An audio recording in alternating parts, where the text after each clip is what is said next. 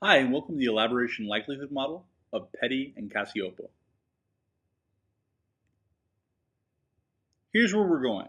The central and peripheral routes to persuasion. Motivation for elaboration. Is it worth the effort? Ability for elaboration. Can they do it? Type of elaboration. Objective versus biased thinking.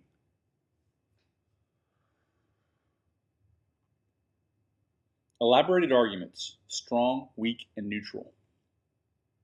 Peripheral cues. An alternative route of influence. Pushing the limits of peripheral power. Choosing a route. Practical advice for the persuader. Ethical reflection. Nilsen's significant choice. Critique. Elaborating the model. The central and peripheral routes of persuasion. There are two cognitive processes that lead to attitude change in a listener. The central route, which is using message elaboration, cognitive processing that involves scrutiny of the message content, and the peripheral route, which is a mental shortcut that accepts or rejects a message based on irrelevant cues as opposed to actively thinking about the issue.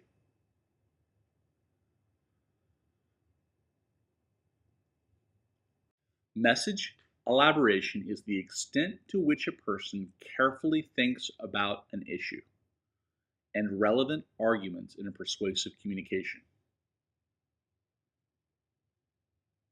Cues that trigger the peripheral route: reciprocation, consistency, social proof, liking, authority, scarcity. Pause at this frame and think of an example for each of these 6 triggers to the peripheral route.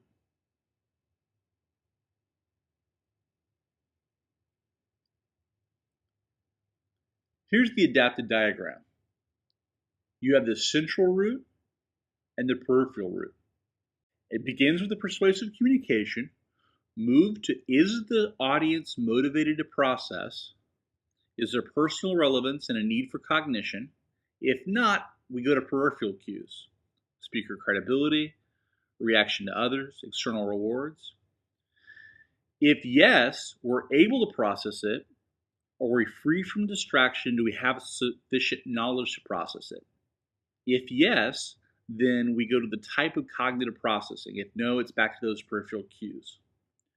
If we had yes to able to process and we're at type of cognitive processing, we take a look at the argument quality and our initial attitude towards the issue or position. After processing through the peripheral route and going through these stages on the left, we'll have a stronger attitude change than if we went to the stage on the right, the peripheral cues. The left is stronger because we've engaged with the topic at a deeper level. Strong positive attitude change can be enduring and resistant and predicts behavior.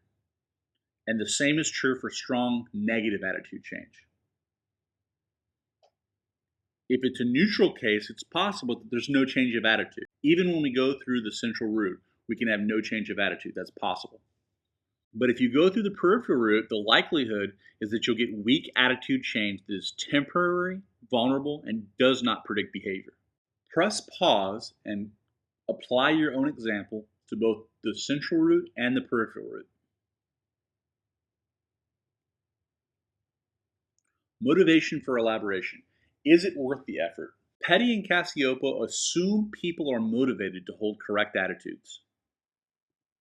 A person can only examine a limited number of ideas at the same time. Most people are motivated to elaborate ideas with which they are highly ego involved. The need for cognition is the desire to seek a clarity of thought and the enjoyment of thinking through ideas. Ability for elaboration. Can they do it? Once people show an inclination to think about content of a message, are they able to do so? Issue-relevant thinking, in other words, elaboration, requires intelligence and concentration and a lot of energy. Distraction disrupts elaboration. Type of elaboration: objective versus biased thinking. Biased elaboration is top-down thinking in which predetermined conclusions color supporting data. Objective elaboration is bottom-up thinking in which facts are scrutinized without bias, seeking truth wherever it might lead. Elaborated arguments: strong, weak, and neutral. Strong arguments are claims that generate favorable thoughts when examined. Thoughtful consideration of strong arguments produce major shifts in attitude in the direction desired by the persuader. Weak, persuasive attempts processed through the central root can have negative effects. Most messages are processed on the less effortful peripheral path. Speaker credibility is an audience perception of the message, the source's expertise, character, and dynamism. Typically, it's a peripheral cue. Fragile change is all that can be expected through the peripheral route. Most messages processed on the less effortful path rely on cues as an aid to reaching a quick decision. For many, credibility is the most interesting cue on the peripheral route. Pushing the limits of peripheral power. A speaker's competence or character could also be a stimulus to effortful message elaboration. Many variables, like perceived credibility or the mood of the listener, can act as peripheral cues. No variable is always a shortcut on the peripheral route. Choosing a route: practical advice for the persuader. The persuader needs to determine the likelihood of a listener giving undivided attention to evaluating the proposal. Persuaders need thoughtful and well-reasoned arguments if they seek to change a listener's mind. Ethical reflection. Nilsen's significant choice. Nilsen proposed persuasive speech is ethical to the extent that it maximizes people's ability to exercise free choice. The argument was only a self-determining being can be a moral being. Without significant choice, there is no morality.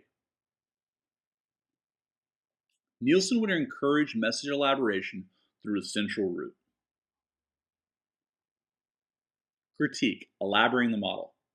For the last 20 years, elaboration likelihood model has been one of the leading theories of persuasion and attitude change. Petty and Cacioppo elaborated on the original theory by making it increasingly more complex, less predictive, and less able to offer definitive advice to influence practitioners.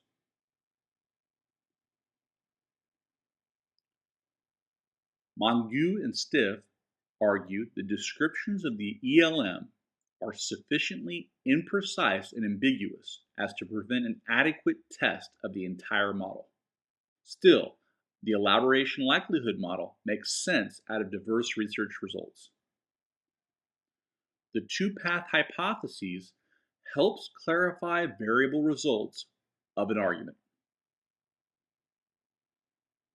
So here's where we've been. The central and peripheral routes to persuasion. Motivation for elaboration: is it worth the effort? Ability for elaboration: can they do it? Type of elaboration: objective versus biased thinking. Elaborated arguments: strong, weak, and neutral. Peripheral cues: an alternative route of influence. Pushing the limits of peripheral power. Choosing a route: practical advice for the persuader. Ethical reflections: Nilsen's significant choice. And the critique: elaborating the model.